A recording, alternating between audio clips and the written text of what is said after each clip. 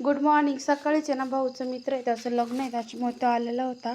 त्याला पहिलं आम्ही गोडधोड म्हणून चहा वगैरे केला आणि नंतर आहे ना त्याचं औक्षण करायचं होतं म्हणून लगेच मम्मी लागलं ते शाल टोपी शोधायला. तोपर्यंत मी कुकू लावला आणि अक्षतात लावल्या. त्याच्यानंतर ओवाळून घेतलं. मग पप्पांनी शाल टोपी टाकली.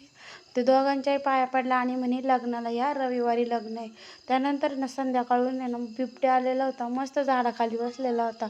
आता एकदम बिंदासपणे येऊन बसतो, सगळं बघलं किती वेळ टाईम आणि त्याच्यानंतर तो गेला पळून परत कपाशीमध्ये.